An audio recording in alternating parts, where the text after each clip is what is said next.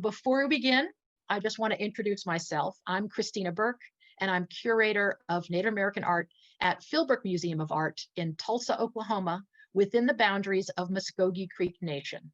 And just to give you a sense of where that is, we are here in what is often known as Indian Territory. Oklahoma actually is the home to 39 tribes, the most of any state in the nation. And actually, we, meaning Philbrook, are here. We're at the confluence of several territories for different Native nations. The community here is rich with history and the ongoing contributions of Native people from various communities. And before I begin the presentation, I actually want to share this land acknowledgement that the museum is working on. It is a living document, so it's not something that you'll see on a brass plaque or carved into the wall at the museum itself, but rather it's a statement recognizing both our history, but also our present connection to Native communities in this area and our ongoing relationship. So I'm going to take just a minute to read it with you. We recognize that Philbrook Museum of Art and Gardens is on Native land within the boundaries of the Muskogee Creek Nation. We also recognize the Caddo, Osage, Quapaw, Wichita, and other Indigenous peoples who have always been here, as well as the Muskogee Creek, Cherokee, and other nations who were forcibly removed here from their traditional territories. We respect the rich histories and ongoing relationships Native peoples have with the land and the many contributions of Indigenous peoples to this place so many call home. We commit to honor these cultural heritages in our fulfillment of the Philbrook mission, vision, and values. So that's a statement that we have created in consultation, in collaboration with many Native people here in Oklahoma. And we are continuing to have what we call listening sessions, talking with Native people, updating, editing this statement, and the actions that it implies. So one of those actions is hosting this traveling exhibition, Hearts of Our People, Native Women Artists, and programs like this. Now, because of the reality of COVID, we have developed several online programs in conjunction with this exhibition. So there's a virtual tour of the gallery at Philbrook. There's also a panel discussion with the co-curators of this show and members of the advisory board. And there's a community conversation with Ruthie Blaylock Jones, who's an artist and educator. And we hope to organize a couple of more community conversations before the exhibition closes January 3rd. So there's still a couple of weeks for folks here in the area to come see the show. But also we are recording these digital programs and we'll have them online on our website, on our YouTube channel for future guests. So I want to talk about this traveling exhibition, Hearts of Our People, which was organized by the Minneapolis Institute of Art, where it opened in June of 2019. It then traveled to the Frist Gallery in Nashville, Tennessee, and then to the Renwick Gallery, which is part of the Smithsonian in Washington, D.C. And it was there in March when everything shut down. Now, originally the show was scheduled to come to Philbrook here in Tulsa in June of this year, but of course that didn't happen. But through a lot of hard work of many folks behind the scenes, we were able to schedule and open to the public in October. And as I mentioned, Hearts of Our People is open through January 3rd, so through the holidays here in Tulsa. It is a large and diverse show with works by over 80 artists, over 100 objects, and more than 1,000 years of Native art history.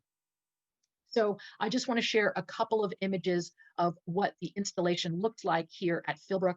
Again, we're the fourth venue and the last in this traveling show. This is actually a digital image that we created before the show opened, but here are a couple of installation shots of what the exhibition looks like at Philbrook. And some shots of people enjoying the show, just to give you a sense of the diversity of objects and what they look like installed. And we see paintings, pottery, sculpture, jewelry, clothing, photography, textiles, basketry, weavings, photography, video. We see a lot of different kinds of art from the past and the present throughout the galleries at Philbrook. So I want to give you a brief overview about this exhibition, not just because it's at Philbrook right now, but this show is different and important in a number of ways. First and foremost, it has been a collaborative effort from the very beginning. The show has been in progress for more than 6 years, so it is a long time in the making and has been a collaboration from the beginning. So there are two co-curators, Jill Alberg-Yo, who is at the Minneapolis Institute of Art, and Terry Greaves, who's a native artist. She's a member of the Kiowa Nation and worked primarily in beadwork, and she's in Santa Fe, New Mexico. And together, they came up with this idea of a traveling exhibition highlighting, celebrating the work of Native women artists. Now, a traveling show of this size and dimension had never been undertaken before. Lots of people, when they think about Native art, pottery, beadwork, basketry, all of those art forms historically were the realm of Indigenous women. But nobody had undertaken a traveling show of this size or scale before. And they quickly realized that it was actually way too big and complicated for them to do on their own. So they put together a 21-woman advisory board, you see here, to create the show, to create the checklist of objects that would be included, to organize it into these thematic sections, to write for the catalog, to develop programs, etc. So it has been a collaboration from the beginning. The advisory board that you see here first got together in November of 2015 in Minneapolis. So again, this project has been many years in the making, many hands, many voices involved in its development to this day. Unlike many exhibitions of Native art, this show is organized thematically. Now, usually when you go to a museum and see a Native art exhibition, they're either organized chronologically, and there's a big timeline from the oldest object to the newest object, or they're organized geographically. You walk in and there's a big map of North America with culture areas. So certain objects from the plains, from the Southwest, from the Northwest coast are organized that way. The co-curators and advisory board members did not want this show to be presented like that. Instead, we came up with these three broad thematic sections of legacy, relationships, and power. And by having these themes that are very broad, we could put together historical and contemporary pieces in that same section and tell new stories in new ways, or tell old stories in new ways. One of the other things that makes this show stand out and it is important is that it centers Native voices in a variety of ways.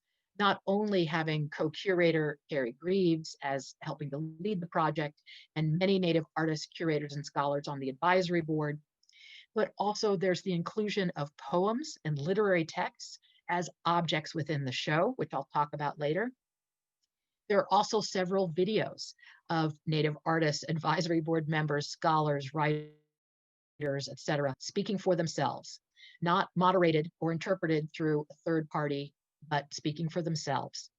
And many of the object labels have been translated into the Indigenous language of the communities of origin. This was no small undertaking.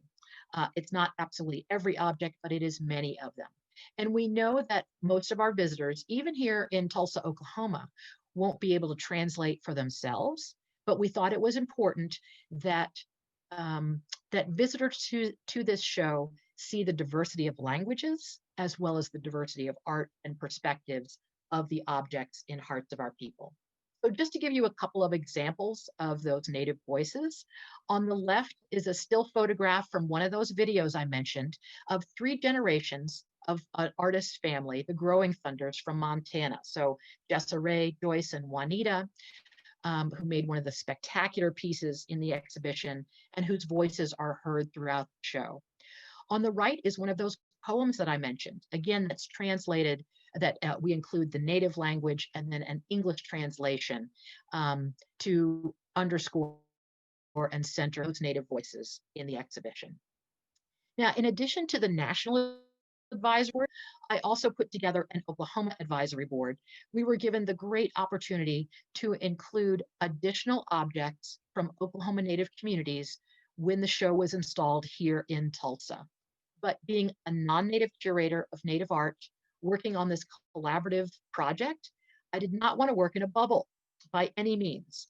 And so I asked these wonderful ladies to help advise me on what objects we could add to the Philbrook installation. And so Anita Fields, Mary Jo Watson, America Meredith, Ruthie Blaylock Jones, Juanita Podpony, and curator Heather Ottone, who's not pictured here, but was part of that Oklahoma board, came together to look at some collections from Philbrook, talk about specific objects, and create some programs while the show is here in Tulsa. So again, the collaboration was not just at the beginning of this project, but has continued throughout the installation here at Philbrook. As I mentioned, the show is organized around three major themes: legacy, relationships, and power. And by legacy, we're looking at artistic legacy, cultural legacy, family legacy, how these artistic traditions are passed down in generations, within communities, and even across community lines. The relationships section looks at artwork that illustrates not only connections among human beings, so say kinship relationships, clan and community relationships, but even across community bounds, again, but also those connections between human beings and the natural and spirit world. Today, we're going to be focusing on the power section, which looks at artwork that illustrates and celebrates spiritual power, social, economic power, political, personal power, and survival as well.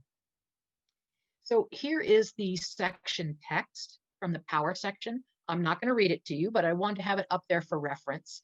And again, thinking about the different aspects of power that are illustrated by artwork in this particular section. So spiritual power and objects that affect the efficacy of that, that add protection, spiritual protection to the user or wearer of objects, social, economic, artistic power, political and diplomatic power, both within communities and across communities, but also personal power, resilience, resistance, perseverance.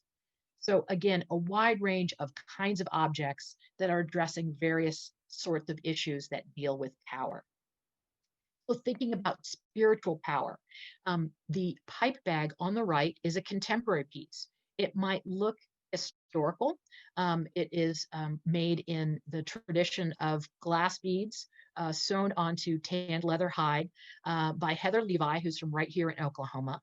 It is made to hold a pipe and tobacco, which is used by many Native communities to sacralize different events and ceremonies. So not only the objects within this bag sacred, but the bag itself is as well.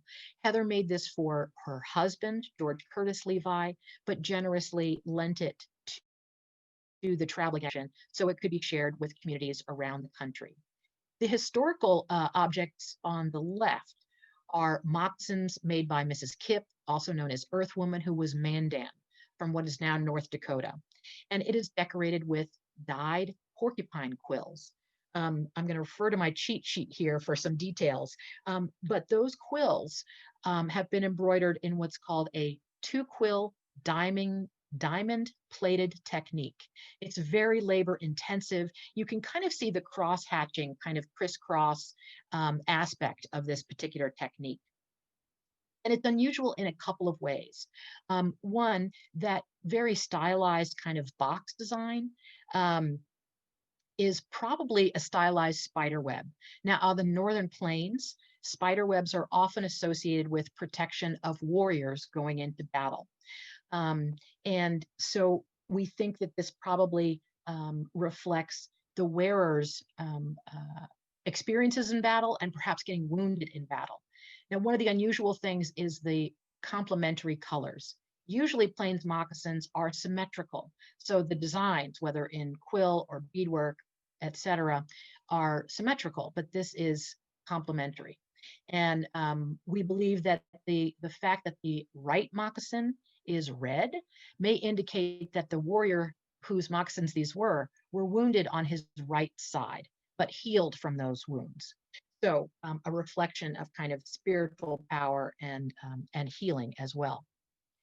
This piece, we see the front and back of this particular coat made by an Oto artist. We don't know their name, actually. This is part of the Philbrook collection, and it's known as a faw coat. It was part of a religious revitalization ceremony in the late early 1900s that was led by a medicine man named William Faw, hence the name. So in the late 1800s, William Faw had a vision, a dream of a particular ceremony with associated dance, prayers, altars, etc., that would bring back a more traditional way of life. And so the coats coats like this were made for the leaders of that particular ceremony. And the images emblazoned on the coat reflect that. So we see beadwork of stars, images of stars and that connection to the heavens. On the bottom of the coat, we see buffalo skulls embroidered with glass beads, but also metal sequins. And on the left side, kind of on the breast of the coat, you see these two trees. And a tree was a central element to this particular ceremony. And you'll notice that there's actually beaded roots of the tree. So the trees that were used for this religious revitalization ceremony were not cut down, an act that was thought to kill the living spirit of the tree, but rather were dug up by the roots. And those trees were replanted in the center of the community, and that would mark sacred space around which these ceremonies would take place. So coats like this were in part to protect the wearer, but also to help make their ceremonies, their songs, their prayers more efficient and effective. Another example is this photograph of an incredible beaded outfit by Caroline Parker, also known as Gahano, a Seneca from the Tonawanda community in upstate New York. She was well known for her beadwork that reflected Seneca or Haudenosaunee Iroquois aesthetics and worldview. And here we have this photograph and a detailed image of her wearing this outfit that she made in the mid 1800s. So she was commissioned to make this outfit in about 1848 for the New York State collection by an anthropologist named Lewis Henry Morgan. So here we have a photograph of her in the outfit and this detail. And in the detail, we can see kind of an integration of Victorian floral designs and Haudenosaunee symbolism in the beaded motifs. And in particular, that border design, that sort of domes, these arcs or kind of circular symbols, curvilinear symbols around the border that represent the Haudenosaunee sky world, the land of spirits. And then the central motif there, which is an abstract floral motif of the great tree of peace, which is in Haudenosaunee perspective, worldview, connects the human world to the spirit world. So thinking about those connections between the land and the sky, the human world and the spirit world. This contemporary weaving by Evelyn Vanderhoop and her daughter Carrie Ann Vanderhoop is from the Northwest Coast, and again reflects this connections, plural, among the human world, the animal world, and the spirit world. So the image being represented is a sea being, and I'm afraid I don't know how to pronounce the name of that sea being, but it is a ruler of weather, of waves, and access to sea resources. So kind of a mediator between the human and animal worlds. And Vanderhoop has said that reading the stories and weaving this piece, this amazing robe and design, made me more aware of how important our ancestors felt the power and continued health of our seas were to cultural wealth. The stories are ancient, but so important to our time when Earth's water is threatened. So again, thinking about that connection between what we think of as the natural world, the human world, and the spirit world, and how it is illustrated in various kinds of arts by Native women from different communities. And many of these works also reflect social and economic power. Um, the moccasins on the left um, are from the 1800s and are beautifully embroidered, not with glass beads. Well, I think there are some glass beads, but most of the embroidery is actually dyed moose hair. But the colors are still very vibrant. These are in excellent condition. And the artist, Marguerite Vincent Lawinonki, hope I pronounced that correctly. She was well known in her community for doing incredibly detailed and precise, exquisite embroidery and creation of moccasins and snowshoes for sale to non native people. And she was so well recognized for her techniques and her artistry that she taught it not only to family members, but to other women in her community.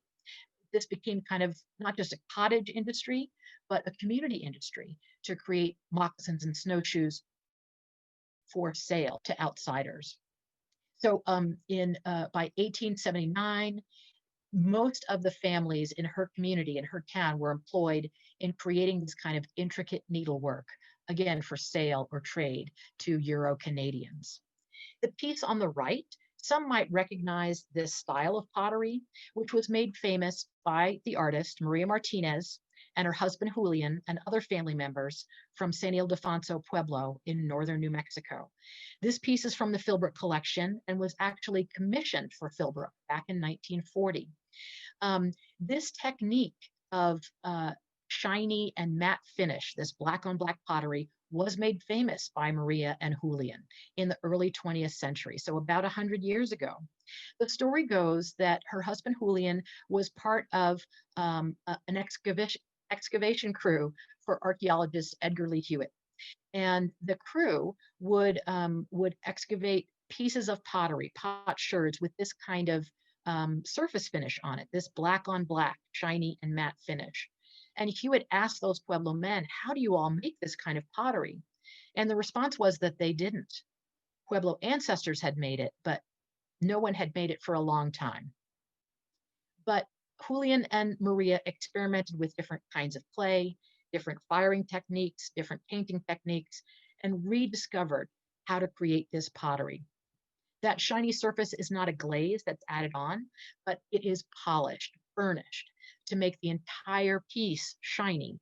And then the matte surface is overpainted with slip, a watery form of the same kind of clay that the vessel is made of. And then the piece is fired. And when the fire, and by fire, I mean dig a hole in the ground, line it with wood, light it on fire, bring it up to a certain temperature. And when that fire reaches just the right temperature, the fire is smothered with cow and sheep manure to create this dark smoke that penetrates the clay and turns clay that was reddish brown black. And you get this contrast of the shiny and matte surface. Now, Marie and Julian didn't just make this kind of pottery for their community or for tourists coming to the Santa Fe area. They demonstrated it at world fairs in places like St. Louis, San Diego, Chicago. So literally millions of Americans saw and fell in love with this kind of pottery. So today you see work like this, not just in collections like at Philbrook and the Smithsonian, but also in the Art Institute of Chicago and the Museum of Modern Art in New York, among others. They taught this technique to family members and other community members. So again, that legacy of this artistic tradition goes on and sort of concentric circles from an individual, from a couple, from a family to the community and beyond. There's also artwork that speaks to icons of Native history and Native identity. There's actually two works that talk about the image of Pocahontas. And the piece on the left is called Pocahida, made by a Haida artist, Lisa Telford. It is created out of traditional materials and weaving techniques. Lisa's an exceptional weaver. And it's a twist and a commentary on the dress that Pocahontas wears in the Disney movie. So in that movie and in other pop culture images of Pocahontas, she is very romanticized and even sexualized. So the material and the technique is traditional in a way, but customarily, cedar garments like from the Northwest coast would have sea otter fur around the collar. In this case, because it's kind of a romanticized image that she's playing on, Telford has opted for faux fur and a commercialized Haida woman, again, Poca Haida.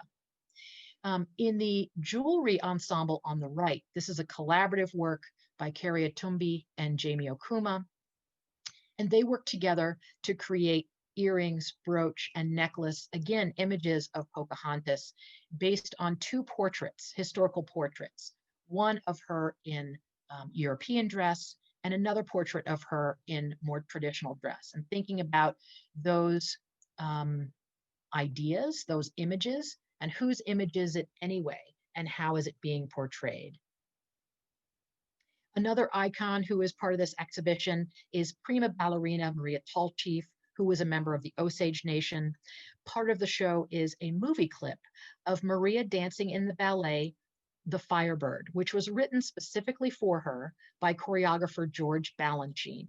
And this is an important part of the show for a couple of reasons, one of which is, again, to show the diversity of arts that Indigenous women have been involved in and continue to be involved in and make their mark in. So movement, dance, and ballet on the world stage. But also thinking about the power of this, of the image of Maria Tallchief, who is still an inspiration to many Native dancers and non-Native dancers to this day. There are also works of art that speak to women's political power in their communities and beyond. So this painting by another Oklahoma artist, Joan Hill, who was Muskogee Creek in Cherokee, Women's Voices at the Council.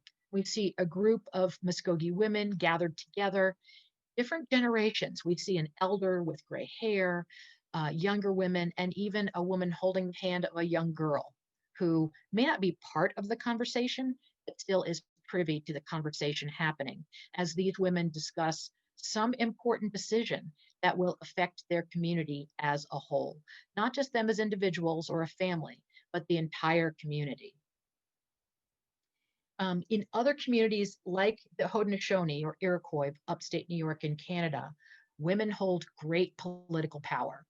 So although male leaders might have a very public, visible role, they are elected and directed by clan mothers. And if a clan mother disagrees with how a male leader is presenting himself or representing the community, she will remove him from power. So this particular belt, the woman's nomination belt, is actually a reproduction of the original belt, which is still in use today. So the original belt is a document. It's a physical manifestation that authorizes the clan mother to nominate and guide male leaders of her clan and the Haudenosaunee Confederacy. So the original one, again, still in use, and it represents the first clan mother who helped found the Haudenosaunee government, that confederacy, and the Great Law. So it is a physical representation made of wampum, so hand-drilled beads from quahog clam, so shells, that white and purple, that are strung together to create this belt, which is used as a kind of treaty, a documentation of negotiation and acceptance of the understanding of two parties.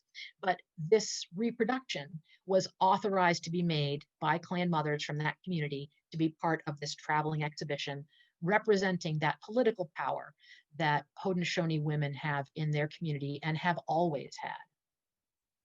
Another kind of diplomatic power and sort of international power is this basket by Mary Adams, another Haudenosaunee artist. So she learned how to make baskets from her mother and grandmother. So here we see another artistic tradition being passed down through the generations. She made baskets all her life. And in 1980, she was chosen to produce a basket for Pope John Paul II in honor of the beatification of Kateri Tekakwitha, who was a Mohawk woman in the 1600s, who was being recognized by the Catholic Church for her healing powers and on her way to becoming recognized as a saint in the Catholic Church. So the idea for this, what's known as the Pope basket, came to Mary Adams in a dream. 150 miniature baskets are woven and attached to this larger basket. And so that went into Pope John Paul II in 1980. But this reproduction was commissioned by the Smithsonian American Art Museum in 1985. So, like the woman's nomination belt, this isn't the first version, but a second version representing that international exchange between a woman from a Mohawk woman from Akwesasne and the Roman Catholic Church. As I mentioned, this show includes many poems and literary texts. Here is one of them that is in the power section, speaking to personal power and resilience. The title is Extraction, and it talks about the extraction of Indigenous children from their families and communities being put into boarding and residential school, the extraction of Native people from their own homelands, the extraction of resources from Native lands, but the ultimate resilience of Native individuals and communities and nations as well, and their ability to survive and even thrive in spite of these extractions by governments, by religions, and by non-Native individuals over the years. This is one of the poems that we installed both in the gallery as well as a poetry walk in our gardens that I'll talk about in just a minute. In the gallery, that poem Extraction is paired with this piece by First Nations artist Rebecca Belmore. This is called Fringe, and it's a photograph of the artist in this reclining position with this horrible scar across her back. Now, the scar is actually created by special effects makeup. It's not a real wound, but it represents the many wounds that Indigenous women have endured in various violent acts against them. And you see that from the wound, we see these sort of rivulets of blood. It's not real blood.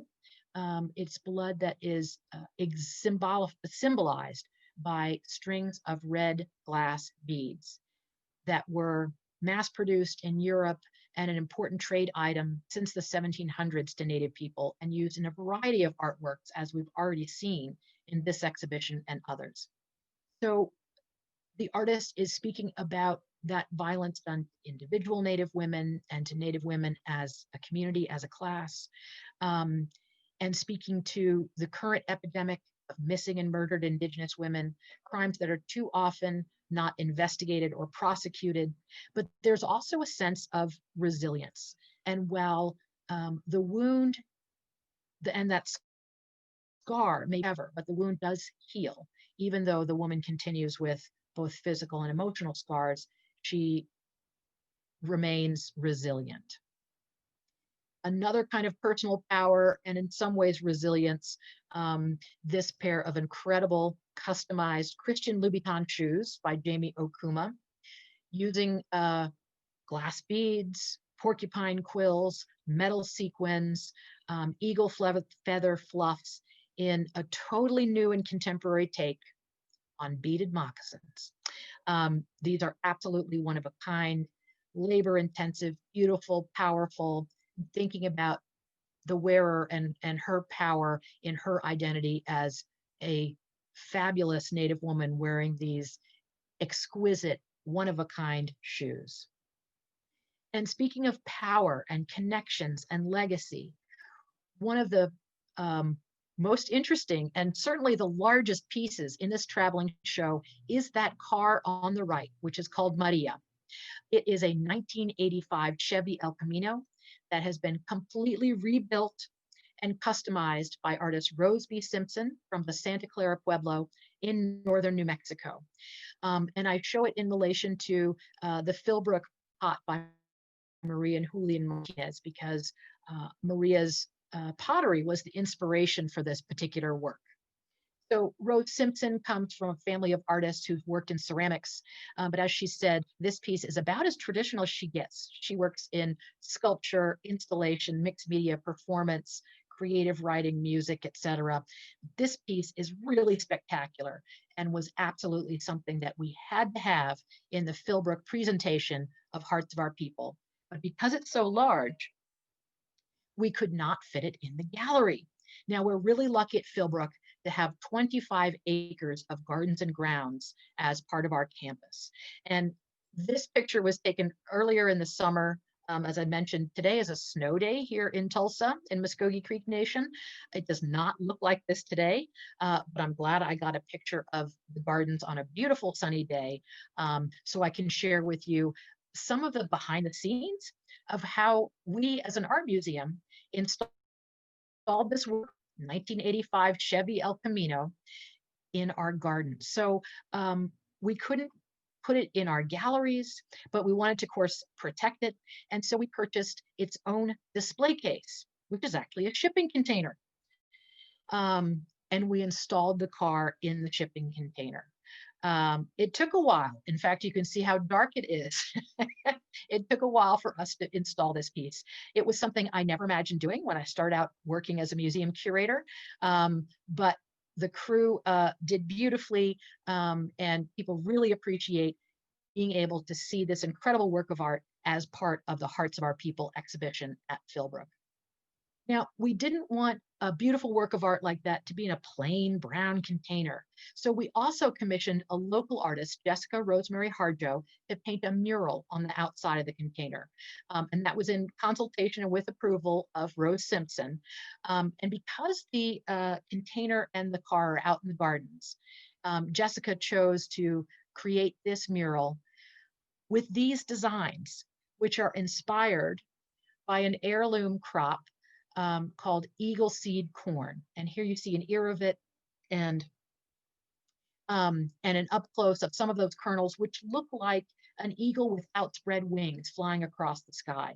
So because the car, the container, the mural are out in the Philbrook garden, there was this connection with a traditional crop from Native communities here that inspired Jessica Rosemary Harjo in her mural. And speaking of crops, Philbrook has collaborated with the Intertribal Agricultural Council and the Pawnee Nation Seed Preservation Project, who very generously donated heirloom seeds, spotted like a horse beans, and sunflowers, which are known as the fourth sister crop, along with corn, beans, and squash, to Philbrook's Victory Garden. The harvest from our Victory Garden is donated to the local food bank of Eastern Oklahoma. And through the generosity of these two organizations in Oklahoma, we were able to add new crops to our donation to the food bank during this incredible time of stress and challenge for all of us. So we're really grateful for that collaboration, and we hope that it goes on after this show closes, that this is an ongoing collaboration and growing and harvesting of heirloom seeds by Native communities from this community. Also in the gardens, we've installed the 8 poems and literary texts that are part of this exhibition. Now at other venues for this traveling show, the poems and literary texts were in the gallery with the visual arts as well. And we've got a couple of the poems in our gallery. But because of COVID and because of the incredible resource of our 25 acres and our beautiful gardens and having Maria the car out there, we created a poetry walk. And so installed those 8 poems and literary texts in the gardens, including this one by U.S. Poet Laureate Joy Harjo, who is Muskogee Creek. And here are some members of a local advocacy group called Matriarch from Oklahoma City, who came to Philbrook to see the exhibition and experience the poetry walk to get a sense of the poetry texts and its placement in the gardens and how people can enjoy and experience this part of the exhibition, in addition to the visuals installed in the gallery. We've also hosted a number of programs against safe and socially distanced in the gardens, about our collaboration with Heirloom Seeds and Victory Garden, and again, having members of the group Matriarch come and give talks about stereotypes, about mascots, about missing and murdered Indigenous women, and those issues that continue to affect Native communities today. We've also had artists from local communities, including Dr. Kendessa Teehee, demonstrate artwork like finger weaving in our galleries, and again, safe, socially distanced, everybody wearing masks, as well as a print action with artist Kristen Gentry and others. And I just wanted to end on this note, thinking about the theme of power, the co-curators, the advisory boards, our community partners and artists who have all contributed not only to the creation of this exhibition, Hearts of Our People, but also to the programming and ongoing interpretation of it.